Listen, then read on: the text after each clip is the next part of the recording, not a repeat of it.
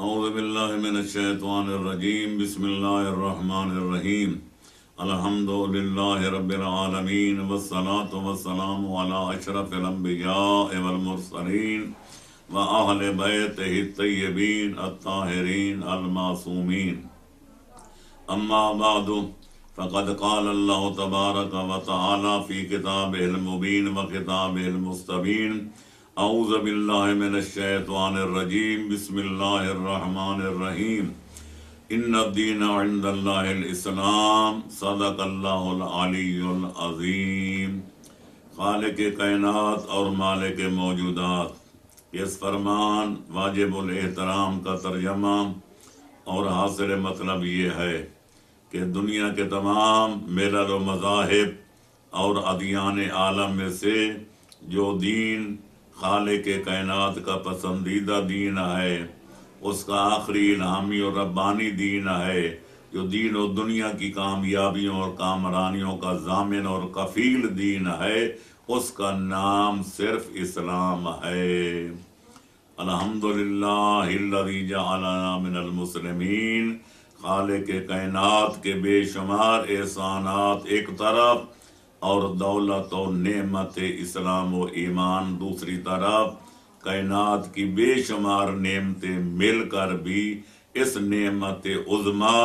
اور موہبت کبریٰ کی برابری نہیں کر سکتی۔ ان سعادت بزور بازو نیست، تان بخشد خدائے بخشندہ۔ لہذا جب اللہ نے ہم پر یہ احسان فرمایا ہے تو شکرانہ نعمت کے طور پر، کیونکہ حل جزاء الاحسان الا الاحسان، احسان کا بدلہ احسان کے سوا کوئی اور نہیں ہے، تو ہمارا فرض بنتا ہے کہ جب ہم حقیقت اسلام کو سمجھ چکے ہیں تو دوسرے بنی نوع انسان تک بھی اس کی حقیقت کو پہنچایا جائے اور ان کو یہ سعادت حاصل کرنے کا موقع فراہم کیا جائے، تاکہ بروز قیامت کو یہ نہ کہہ سکے مجھ تک اسلام کا پیغام پہنچا نہیں تھا۔ خالق کائنات نے انبیاء و مرسلین کی بعثت کی غرض و غایت بھی یہی بیان فرمائی ہے کہ فرماتے بعث اللہ الرسل مبشرین و منذرین لئلا یکون للناس حجت علی اللہ بعد الرسل، کہ میں نے رسول بھیجے، سارے برحق بھیجے، تاکہ ان کو مبشر اور منذر بنا کر بھیجا، تاکہ نیکوکاروں کو جنت کی خوشخبریاں سنائیں، بدکاروں کو اللہ کے عذاب اور عقاب سے ڈرائیں اور دھمکائیں، تاکہ ان کے آ جانے کے بعد لوگوں پر حجت تمام ہو جائے۔ بروز قیامت کوئی یہ نہ کہہ سکے کہ مجھے باطل پر حق و باطل کا پتہ نہیں تھا، مجھے نیکی و برائی کا پتہ نہیں تھا، مجھے علم نہیں تھا کہ حلال کیا ہے حرام کیا ہے۔ فرماتا ہے کہ اس کا فائدہ یہ ہوا کہ قد تبین الرشد من الغی، اب نبیوں کے آنے کے بعد لوگوں پر واضح ہو گیا حق کیا ہے، باطل کیا ہے، نیکی کیا ہے، بدی کیا ہے، اچھائی کیا ہے، برائی کیا ہے۔ باقی رہ یہ کہ اب لوگ جب واضح ہو چکا پھر اسلام کیوں نہیں لاتے، ایمان کیوں نہیں لاتے، نیکیاں کیوں نہیں کرتے؟ اس کا جواب یہ ہے کہ خالق کائنات نے، حکیم علی الاطلاق نے اپنے علم و حکمت کے تحت آدمی کو فاعل مختار بنایا ہے۔ اللہ کی حکمت اور اللہ کے قانون میں، اللہ کے دین و آئین میں جبر کی کوئی گنجائش نہیں ہے، اس لیے فرماتا انا ہدیناہ السبیل اما شاکرا و اما کفورا۔ میرا کام یہ تھا نبی بھیج کر، ولی بھیج کر، امام بھیج کر لوگوں کو بتانا اسلام یہ ہے، کفر یہ ہے، ایمان یہ ہے، بے ایمانی یہ ہے، نیکی یہ ہے اور بدی یہ ہے۔ اب آدمی پہ اپنے ارادہ اور اس کے عزم پر منحصر ہے، جس کا جی چاہے وہ بندہ مومن بن جائے، جس کا جی چاہے وہ بندہ کافر بن جائے، جس کا جی چاہے وہ جنت کے راستے پر چل کر जन्नतुल फिरदौस में पहुंच जाए, और जिसका जी चाहे वो जहन्नम वाले रास्ते पे गामजनी करके जहन्नम का ईंधन बन जाए। वलौ शा अल्लाहु लामन मन फिल अर्द कुल्लुहुम जमिया। खालिक अकबर ने ऐलान कर दिया, अगर मैं मशीयत कहरा से चाहता, अगर मैं जबरन लोगों को मोमिन बनाना चाहता तो सारी कायनात मोमिन बन जाती। तुम्हें भ्रूए जमीन पर एक भी काफिर और बेईमान नजर न आता, लेकिन जबर करके लोगों को मोमिन बनाना मेरी हिकमत के खिलाफ है, मेरी दानाई के खिलाफ है, मेरे कानून कुदरत के खिलाफ है। इसलिए खालिक अकबर ने पैगंबर अकरम से भी फरमा दिया, अफा अंत तुकरिहुन्नास हत्ता यकूनु मोमिनीन। ऐ मेरा हबीब, तुम जबर करके लोगों को मोमिन बनाना चाहते हो? नहीं, ऐसा करने की जरूरत नहीं। इन अलैका इल्लल बलाग, पहुंचाना तेरा काम है, मनवाना तेरा काम नहीं। मन शाह फल योमिन व मन शाह फल यकफुर, जिसका जी चाहे वो ईमान ले आए और जिसका जी चाहे वो कुफ्र इख्तियार करे। तो बहरहाल मैं अर्ज ये कर रहा था कि सिलसिला तफहीम इस्लाम चलते चलते पहले बिहम्दिल्लाह अकायद का तज़किरा किया गया, फिर इस्लामी इबादत का तज़किरा हुआ, फिर मुहर्रमात का जिक्र हुआ, फिर उसके बाद फ़िक़ही तरतीब के मुताबिक पहले अब्वाब तहारत, फिर नमाज, फिर रोज़ा, फिर हज व ज़कात और खुमुस का बयान भी हो चुका। फिर उसके बाद मताजिर का जिक्र हुआ बिहम्दिल्लाह के बाब तिजारत, और फिर उसके अक़साम मुशारकत, मुजारबत, इनका भी तज़किरा किया जा चुका। तो आज की इस प्रोग्राम में मैं चाहूँगा कि कुछ शुफ़ा के बारे में और कुछ कर्जा के बारे में इस्लामी अहकाम का तज़किरा करूँ, ताकि लोगों को पता चल जाए कि शुफ़ा की हकीकत क्या है और कर्ज देने के अहकाम क्या हैं। अगर कोई शुफ़ा करना चाहे तो शुफ़े की शराइत क्या हैं, कवायद क्या हैं, ज़वाबित क्या हैं। तो मैं अर्ज़ करूँगा, दीन इस्लाम के यहाँ बहुत सारे और खुसूसियात हैं जो दीन इस्लाम के अलावा किसी और दीन में नहीं पाए जाते। ये खालिक कायनात ने इस्लाम को ये शरफ अता फरमाया है कि उसने बनी नौ इंसान की सहूलत के लिए शुफ़े को जायज़ करार दिया और शरीयत मुक़द्दसा में शुफ़ा करके अपनी जायदाद लेने को हलाल करार दिया। अब देखना ये है कि शुफ़े का शरई मफ़हूम क्या है, उसके कवायद क्या हैं, ज़वाबित क्या हैं, शुफ़ा करने का तरीक़ा कार क्या है। तो मैं अर्ज़ करूँगा कि शुफ़ा नाम है इस हकीकत का कि दो आदमी ये दरमियान एक जायदाद मुश्तरका है, या निस्फ़ा निस्फ़ है, ये एक का हिस्सा ज़्यादा है, दूसरे का कम है, लेकिन उन्होंने आपस में तकसीम नहीं की, हद बाजारी नहीं की, दोनों की मुश्तरका चल रही है। यानी वखा मकान हो या वैसे ज़मीन हो, उसमें शर्त ये है कि वो गैर मनकूला हो, क्योंकि मनकूला माल में शुफ़ा करने का कोई जवाज नहीं। लिहाजा शुफ़ा होता है गैर मनकूला जायदाद में, ज़मीन में, बागात में और मकानात में, इस किस्म की जिनके साथ ज़मीन भी होती है। और वो शर्त ये है कि दो आदमियों की मुश्तरका हो, खा बराबर बराबर हो या कम व बेश हो, इसके दो हिस्से हों, एक का सुलुस हो, एक के 3 हिस्से हों, दूसरे का रुबो हो, चौथा हिस्सा हो। तो लिहाजा तकसीम से पहले एक आदमी शरीक जो है वो अपना पूरा हिस्सा या उसमें से कुछ मिकदार फिरोख्त कर दे, तो दूसरे शरीक कार को शरीयत हक देती है कि खरीदार पर शुफ़ा दायर करके उसी कीमत पर जो खरीदार ने मालिक को अदा की है उससे ले ले और अपने कब्जे में कर ले। इसका नाम है शुफा। इससे पता चल गया, इसी तारीफ से वाज़े हो गया कि शुफा जो है गैर मनकूला जायदाद में होता है, और वो भी उस वक्त होता है कि जब शरीक कार दो हों और फिर वो जो है मुशतरका माल जमीन उसकी तकसीम और हदबंदी न की गई हो। लिहाजा अगर वो हदबंदी कर लें, अलग-अलग हिस्से कर लें, तो फिर कोई आदमी अगर अपने हिस्से की मिल्कियत बेच डाले तो दूसरे को फिर शुफा करने का शरअन कोई हक नहीं है। ये इसलिए शरीयत ने इसको जायज करार दिया कि दो आदमी जो पहले शरीक थे, वो भाई थे या और रिश्तेदार थे या दो दोस्त थे, उनके मिजाज मिलते जुलते थे, उनके अखलाक एक जैसे थे, रवादारी में हम पल्ला थे। अब नया आदमी जिसने वो हिस्सा खरीदा है, न मालूम वो कैसे अखलाक का मालिक होगा, किस तबीयत का हामिल होगा, कैसा मिजाज रखता होगा। हो सकते हैं उनका दुश्मन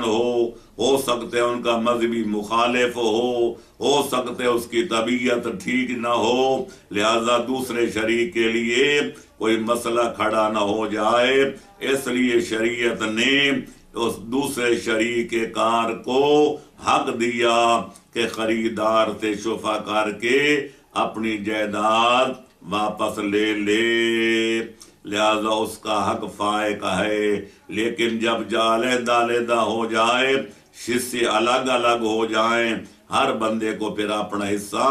जहां चाहे फिरोख्त करने का हक है, किसी को शुफा करने का कोई हक नहीं। लिहाजा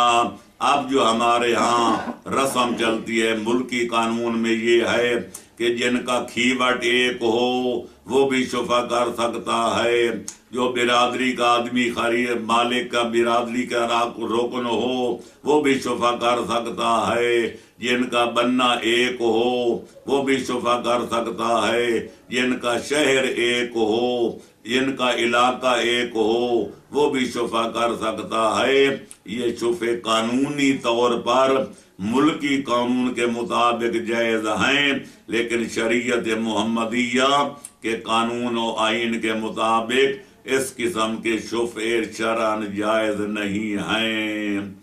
दूसरी बात, दूसरी शर्त ये है कि वो आदमी अपना हिस्सा जो है वो फिरोख्त करे। अगर किसी को हिबा कर दे, खा हिबा मुआवजा हो या गैर मुआवजा हो या वसीयत करके किसी को दे तो फिर शुफा नहीं हो सकता। शुफा तभी होगा कि जब वो फिरोख्त के जरिए वो आगे मुंतकिल करे। और फिर दूसरी शर्त ये है कि बेचने वाले ने इस शुफा करने वाले को पहले ऑफर न की हो कि मैं जमीन अपना हिस्सा बेचना चाहता हूं, तुम चाहो तो खरीद कर सकते हो। लिहाजा अगर फिरोख्त करने वाले ने शुफा करने वाले को पहले मौका दिया था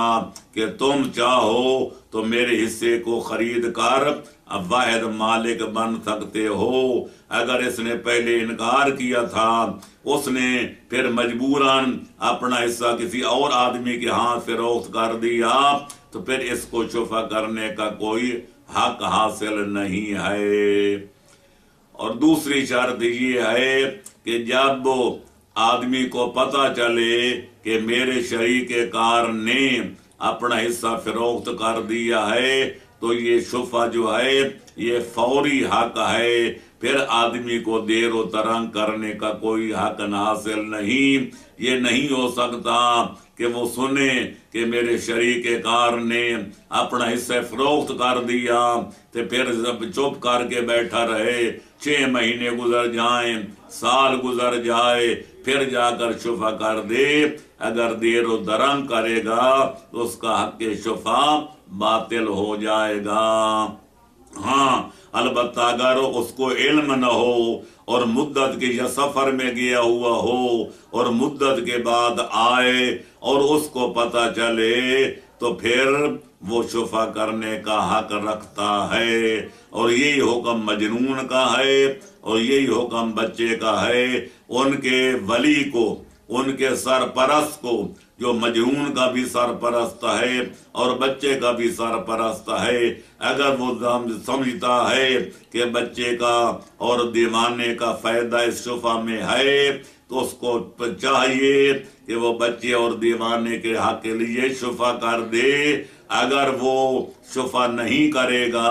तो बच्चे को बालिग होने के बाद और दीवाने को फर्दाना होने के बाद, अक्लमंद होने के बाद ये हक पहुंचता है कि अगरचे मुद्दत दराज भी क्यों ना गुजर जाए, वो शुफा करके अपना हक को हासिल कर सकता है। उसको कोई ताकत अपना हक वसूल करने से रोक नहीं सकती। और फिर जुमला शरायत के ये भी चूंकि एक अक़द है जो बाय व मुश्तरी के दरमियान होता है या खरीदार और शुफा करने वाले के दरमियान होता है, इसमें अल्फाज के जरिए मामला किया जाए तो भी जायज है। और बतौर मुआतात अगर ऐसा किया जाए कि ये जाकर पैसे उसके हाथ पे रख दे कि भई ये कीमत तुमने अदा की है, मैं तुम्हें वापस करता हूँ और तो जो जमीन तूने खरीदी है मैं उसका शुफा करके वापस लेता हूँ, तो लिहाजा बतौर मुआतात अगर अमली तौर पर ऐसा करें जिससे पता चले कि शुफा करने वाला शुफा करके अपने शरीक कार का फरोख्त शुदा हिस्सा वापस लेना चाहता है तो भी जायज है। उसके अलावा शर्त है कि शुफा करने वाला जो है आकिल भी हो, बालिग भी हो और बाइख्तियार भी हो। लिहाजा नाबालिग का शुफा करना जायज नहीं है, दीवाने का शुफा करना जायज नहीं है। और अगर किसी को शुफा करने पर मजबूर किया जाए कि जिससे उसका इख्तियार सल्ब हो जाए तो भी शुफा करना जायज नहीं है। अब रहेगी ये बात कि अगर मकान है, मकान बेशक गैर मनकूल है, चूंकि जमीन भी उसके साथ शामिल है, तो उसकी शर्त ये है अगर एक दो आदमियों का मुश्तरका मकान है तो शुफा तब होगा कि एक आदमी जब अपना हिस्सा उसमें से निस्फ या तीसरा हिस्सा जो भी उसका बनता है वो फरोख्त कर दे तो दूसरे को शुफा करके हक हासिल करने का हक हासिल है। लेकिन शर्त यह है कि वो मकान इतना तंग न हो कि काबिल तकसीम न हो, तो उसको चाहिए इतना मकान हो, खा एक मरले का है या 10 मरले का या कनाल का या एकड़ का, कि काबिल तकसीम हो। अगर इतना तंग है कि काबिल तकसीम नहीं है तो उसमें शुफा करना भी जायज नहीं है। उसके अलावा शुफा जो है ये फौरी हक है, जिस तरह पहले अर्ज किया गया। अगर देर व तरंग हो गई तो फिर शुफा जायज नहीं होगा। लिहाजा ये जो आप रस्म है कि लोग शुफा में जब जमीन खरीदते हैं तो चढ़ावे ऊपर लिखवा देते हैं, ये शरन जायज नहीं। जो हकीकतन मुश्तरी ने, खरीदार ने कीमत अदा की है, शुफा करने वाले से उतनी कीमत ही वसूल करने का वो रवादार है। कानूनी पेचीदगियां और होती हैं, शरी मसाइल और होते हैं। लिहाजा ये चढ़ावा लिखवाना इस डर से कि शुफा करने वाला शुफा न कर सके, ये जायज नहीं है। असल जो कीमत खरीदार ने दी अदा की है, शुफा करने वाले को वही कीमत अदा करके अपना हक वापस लेने का हक हासिल है। लिहाजा ला जबरा वला तफीदा फिल इस्लाम, ला ज़ररा वला ज़िरारा फिल इस्लाम। इस्लाम में न ज़रर पहुंचाने का हक है न ज़रर सहने का हक है। इस्लाम कहते हैं न किसी को तकलीफ दो न किसी को तकलीफ पहुंचाने का मौका दो। हिफाजत खुद इख्तियारी शरीयत में वाजिब है, लिहाजा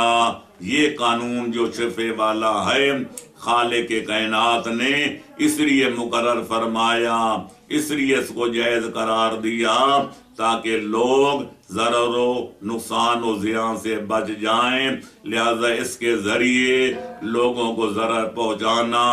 ये शुफा कर सकता है, ये जो उसके शहर में रहता है ये शुफा कर सकता है, बेचने वाले के बिरादरी से ताल्लुक रखता है ये शुफा कर सकता है, इनका पानी जो है एक नहर से लगता है ये शुफा कर सकता है, इनका रास्ता एक है। ये इन चीज़ों की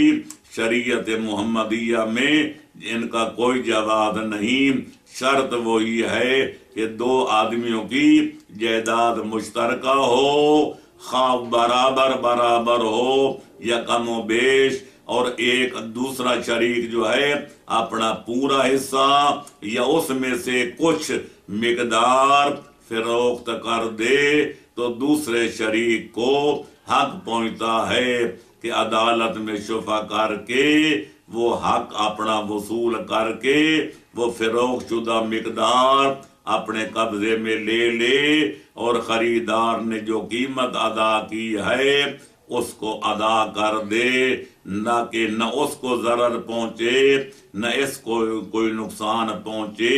ये है शरीयत में शुफा की हकीकत। लिहाजा अगर दो शरीकों के अलावा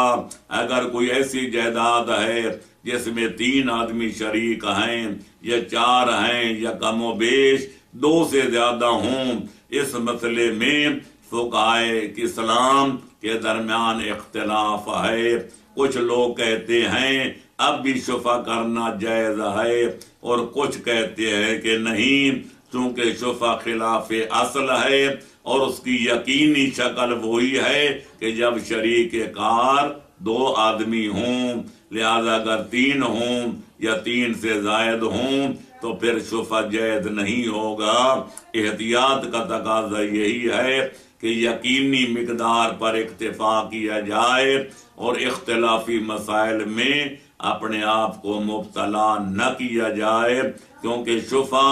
एक आदमी बेचता है दूसरा खरीदता है, तो शरीयत ने जो शुफा करने का हक दिया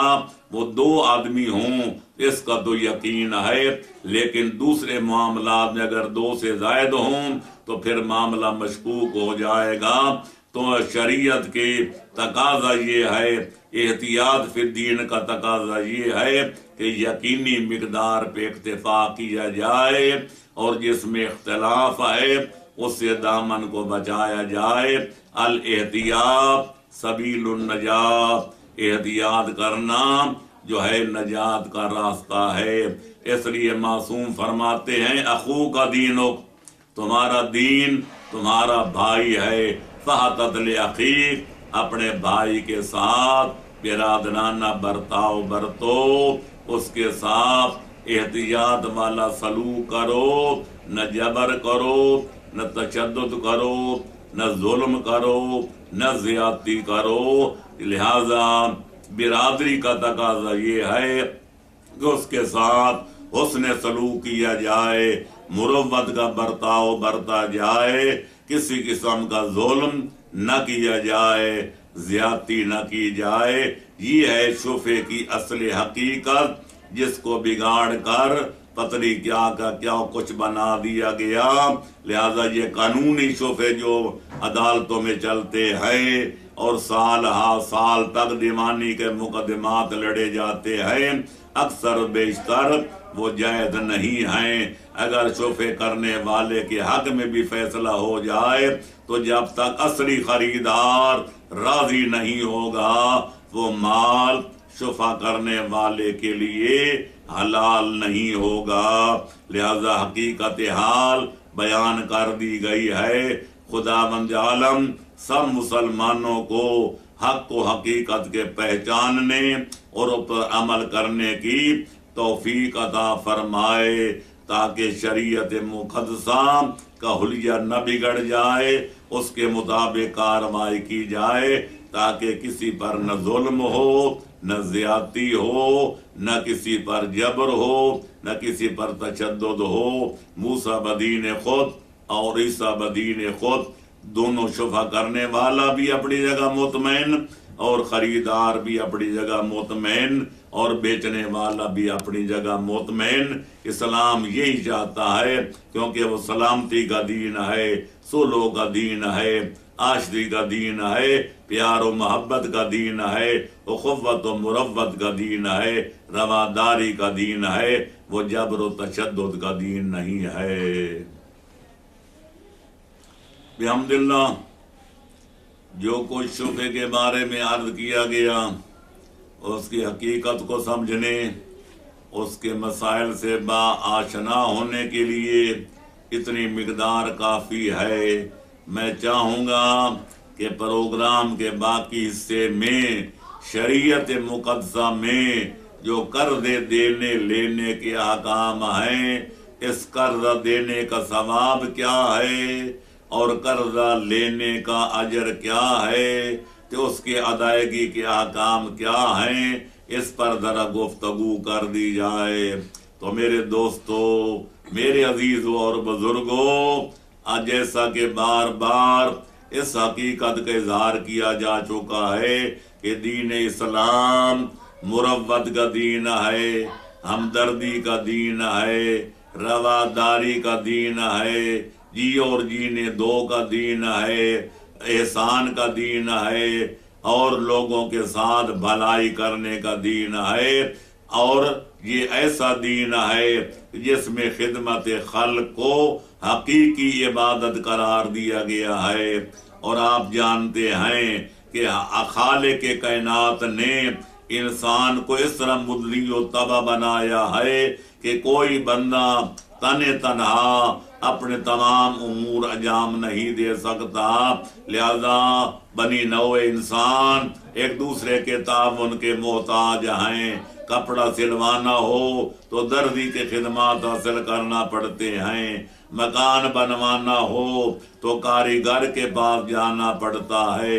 ملکی قانون کے مطابق مقدمہ لڑنا ہو تو وکلاء کی خدمات حاصل کرنا پڑتے ہیں، اگر دین کا مسئلہ جاننا ہو تو علماء دین کی بارگاہ میں حاضری دینی پڑتی ہے۔ الغرض کوئی آدمی، کوئی امیر ہے یا فقیر ہے، کوئی شاہ ہے یا گدا ہے، تنہا اپنے تمام امور معاش و معاد کو انجام نہیں دے سکتا، لہذا ایک دوسرے کے ساتھ بنی نوع انسان کے تعاون اور تعاضد کا محتاج ہے۔ اسی بنا پر خالق کائنات نے حکم دیا، تعاونوا علی البر والتقوی ولا تعاونوا علی الاثم والعدوان۔ جہاں تک نیکی کے کاموں کا تعلق ہے، ایک دوسرے کی مدد کیا کرو، ایک دوسرے کے ساتھ تعاون کیا کرو، کیونکہ الدال علی الخیر کا فاعل ہی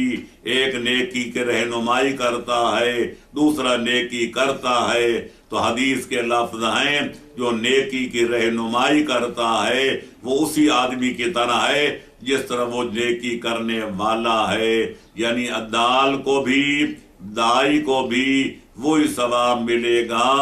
جو نیکی کرنے والے کو ملے گا۔ بلکہ یہاں تک روایات آل محمد میں یہ موجود ہے کہ من سنّا سنتاً حسنہ فَلَهُ أَجْرُهَا وَأَجْرُ مَنْ عَمِلَ بِهَا إِلَى يَوْمِ الْقِيَامَةِ من غیر ان ينقص من اجورہم شیء۔ جو ایک آدمی کوئی سنت حسنہ جاری کر جائے، کوئی صدقہ جاریہ جاری کر جائے، کسی کار خیر کی بنیاد رکھ جائے، تو جب تک وہ چشمہ فیض جاری رہے گا اور لوگوں سے فیض یاب ہوتے رہیں گے، بنیاد رکھنے والے کو ان کے اجر و ثواب کے برابر خالق کائنات کی بارگاہ سے ثواب ملتا رہے گا، بغیر اس کے کہ ان عمل کرنے والوں کے اجر و ثواب میں خدا کوئی کمی واقع کرے۔ اور اس کے برخلاف یہ بھی موجود ہے کہ من سنّا سنتاً سیئہ जो बुरे काम की बुनियाद रख जाए, जब तक वो बुनियाद कायम रहेगी और लोग बुरे काम करते रहेंगे तो ये बराबर बुनियाद रखने वाला उनके जुर्म में बराबर का शरीक समझा जाएगा। मिन गैर युनकसमिन औज़ारिहिम मिन शै, बगैर इसके कि उन लोगों के विज़्र वबाल में कोई कमी वाक़या हो। तो लिहाजा हर बंदा मालदार नहीं होता, हर बंदा गरीब व नादार भी नहीं होता। खालिक हकीम ने अपनी हिकमत खासा के तहत बाज़ों को मालदार बनाया, बाज़ों को गरीब व नादार बनाया। ये अलग मौजू है कि अमीरों की भी ज़रूरत है, फ़कीरों की भी ज़रूरत है, शाहों की भी ज़रूरत है, गदाओं की भी ज़रूरत है। तो लिहाजा खालिक अकबर ने गरीबों की ज़रूरियात पूरा करने के लिए अमीरों को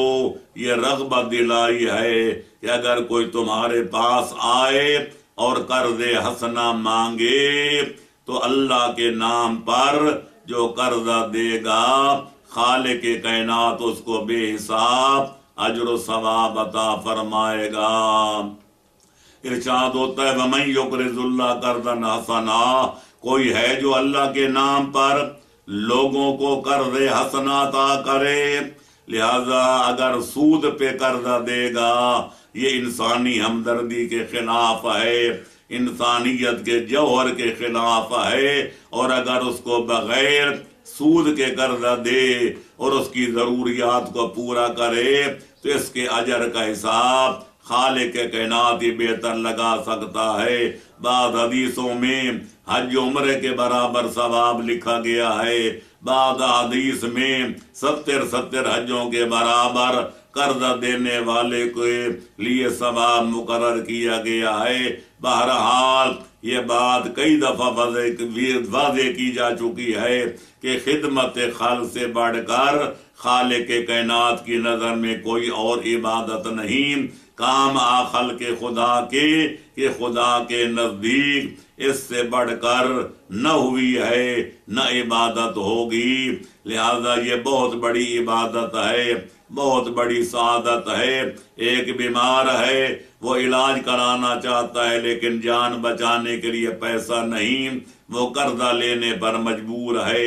एक आदमी की बेटी जवान है या बेटा जवान है, उसकी शादी खानाबादी करना चाहता है पर जैब इजाजत नहीं देती, उसकी मदद करना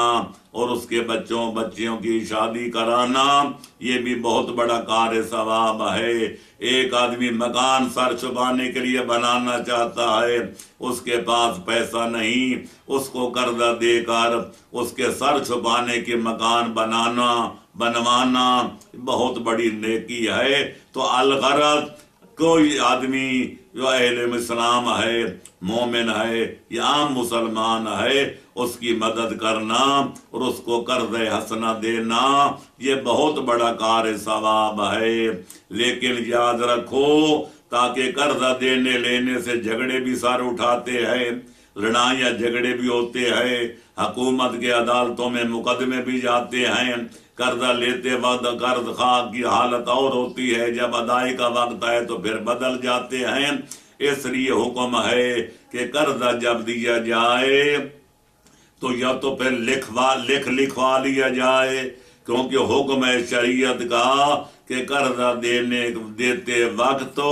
पूरी तहरीर लिखवा लेनी चाहिए। कर्जा देने वाला फलाना है, कर्जा लेने वाला फलाना है, इतना कर्जा दिया जा रहा है, फलां मुद्दत तक अदा किया जाएगा।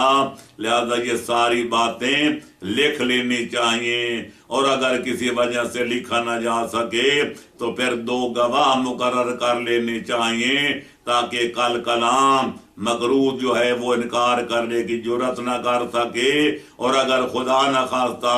उसकी मौत वाक़या हो जाए तो गवाहों के जरिए उसके वारसों से अपना कर्जा अदा कराया जा सके। तो बहरहाल یا گواہ مقرر کرنے چاہیے یا پھر لکھ لکھا کر دینا چاہیے، اس کی بڑی تاکید ہے۔ ویسے قرضہ دے دینا شرعاً جائز ہے، لیکن اگر خدا نخواستہ کل مقروض مر گیا یا مقروض مکر گیا تو پھر قرض دینے والے کا نقصان ہوگا، اور اس نقصان کا ذمہ دار خود آدمی ہوگا جس نے نہ تحریر لکھوائی نہ گواہ مقرر کیے۔ دوسری بات جو قرضے میں ضروری ہے وہ یہ ہے کہ قرضہ دیتے وقت ادائیگی کا وقت مقرر کر لیا جائے، خواہ وہ 1 ہفتہ ہو، 1 مہینہ ہو، یا 1 سال ہو، یا 10 سال کے لیے لیا جائے، جو بھی مقدار ہے وہ مدت مقرر ہو جانی چاہیے، تاکہ اس مدت سے پہلے قرض دینے والا مطالبہ نہ کر سکے اور قرض لینے والا ادائیگی پر مجبور نہ ہو جائے۔ لہذا عام طور پر دیکھا گیا کہ لوگ شرم کی وجہ سے، حیا کی وجہ سے قرضہ دے دیتے ہیں، لیکن وہ ادائیگی کی مدت مقرر نہیں کرتے۔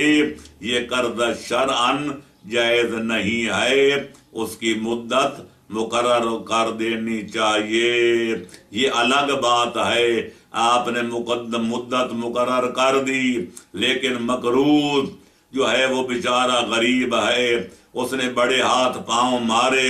لیکن قرض ادا نہیں کر سکا، تو خالق کائنات اپنے قرضہ دینے والے کو حکم دیتا ہے فَنَظِرَةٌ إِلَىٰ مَيْسَرَةٍ، کہ جب تک وہ ذرا مالدار نہ ہو جائے، اس کے اندر استطاعت پیدا نہ ہو جائے، اس کو مہلت دے دینا بہت بڑی نیکی ہے۔ لہذا اس نے مجبور ہو کر قرضہ لیا، اگر آپ مدت قرضے کی ختم ہو جائے اور اب بھی وہ مجبور ہو تو شریعت قرض خواہ کو حکم دیتی ہے کہ اتنا انتظار اور کر لے تاکہ وہ ادائیگی کے قابل ہو جائے۔ لہذا شریعت میں یہ کسی پر جبر کرنا اور بلا وجہ کسی کو تنگ کرنا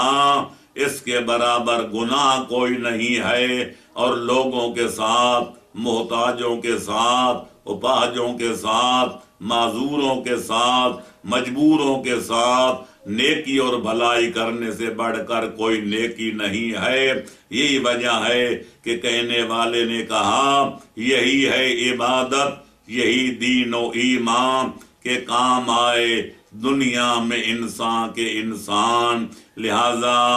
ہمارے ہاں مسلمان بدنام ہو چکے ہیں، قرضہ دیتے تو ہیں، قرضہ لیتے تو ہیں، لیکن لینے کے بعد پھر وہ اپنے آپ کو آزاد سمجھتے ہیں، قرض ادا کرنے کی فکر نہیں کرتے، حالانکہ آپ کو پتہ ہے ایک آدمی حدیث میں وارد ہے، علامہ جزیری نے انوار نعمانیہ میں یہ حدیث درج کی ہے، اگر ایک آدمی کسی سے 1 درہم لے جس کی مقدار ہے 3.5 ماشا چاندی، اگر 1 درہم لے اور جان بوجھ کر وہ ادا نہ کرے تو بروز قیامت خالق کائنات اس قرضہ نہ ادا کرنے والے کی 700 نمازیں اس کے قرضہ لینے والے کے نام منتقل کر دے گا، جس نے جان بوجھ پر قرضہ ادا نہیں کیا۔ اس کی 700 نمازیں اللہ اس آدمی کو دے گا جس نے قرضہ دیا تھا۔ لہذا قیامت کے مواخذے سے پہلے آدمی کو چاہیے کہ حق الناس سے اپنے آپ کو آزاد کر لے۔ معصومین نے بھی فرمایا کہ کوشش کرو کہ جب قیامت کے دن آؤ تو لوگوں کے حقوق اپنی گردن پر لے کر نہ آنا، کیونکہ اگر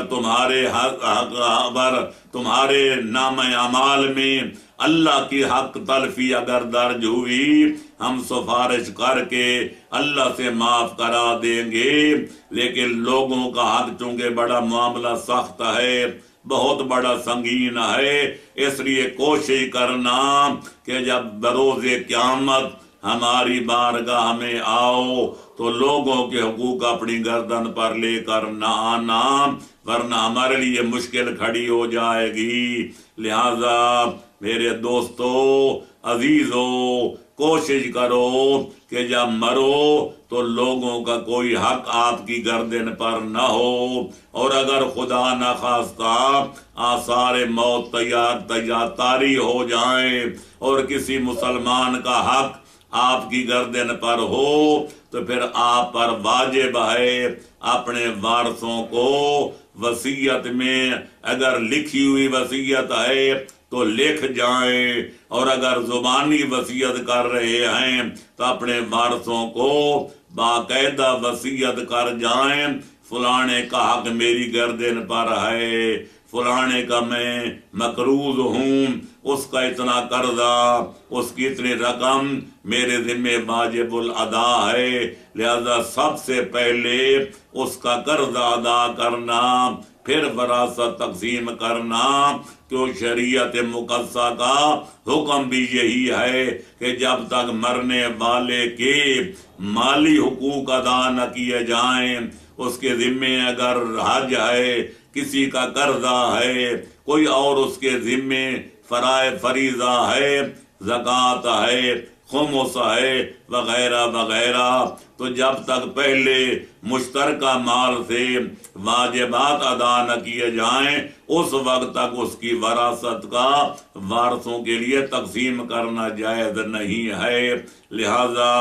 अगर जिंदगी में अदा न कर सके तो उस पर वाजिब है कि अपने वारसों को मकतूबी वसीयत में लिख जाए, मलफूजी वसीयत में वाज़े तौर पर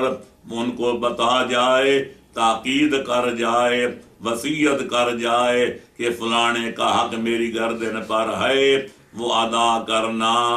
लिहाजा इस तरह हो सकता है कि खालिक कायनात अपने करम नवाजी से हुकूकुन्नास से उसको बरी कर दे, वरना याद रखो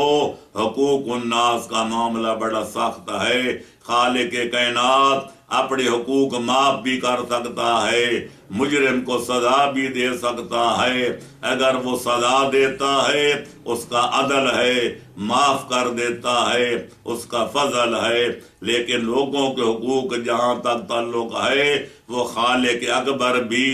जालिमों को उस वक्त तक माफ नहीं करेगा जब तक मजलूम खुद बोल कर अपने जालिम को अपना हक माफ नहीं करेगा, क्योंकि खालिक कायनात का इरशाद है कुरान मजीद में कि लानतुल्लाह अला ज़ालिमीन, कि मैं जालिमों पर लानत भेजता हूँ, मैं रहमत नाजिल नहीं करता। इन्ना रहमतल्लाह करीबो मिनल मोहसिनीन, अल्लाह की रहमत करीब है, पर उन लोगों के करीब है जो लोगों के साथ एहसान करते हैं, भलाई करते हैं, अच्छाई करते हैं। लिहाजा जो लोगों के साथ बुराई करते हैं, बदी करते हैं, इज़ार रसानी करते हैं, उनको रंज पहुंचाते हैं, गम पहुंचाते हैं, उन पर अल्लाह लानत नाजिल करता है। जो लोगों के साथ भलाई करते हैं, जो भूखों को खाना खिलाते हैं, जो प्यासों को पानी पिलाते हैं, जो नंगों को कपड़ा पहनाते हैं, जो मोहताजों की मदद करते हैं, जो मकरूजों को कर्जा देते हैं और अदायगी में उनके साथ मुरव्वत का सलूक करते हैं, अल्लाह की रहमत उन लोगों पे नाजिल होती है। इन्ना रहमत अल्लाह करीबुम मिनल मोहसिनीन। तो खालिक कायनात ने कर्जे को भी बाब फिका में शामिल किया है कि लोग कर्जा दे भी सकते हैं, कर्जा ले भी सकते हैं, लेकिन शर्त ये है कि कर्जा देने वाला कुर्बतन इल्लाह कर्जा दे, सारे सबाब समझ कर اور قرضہ لینے والا نیت کرے وہ ادا کرنے کی نیت کو واجب سمجھ کر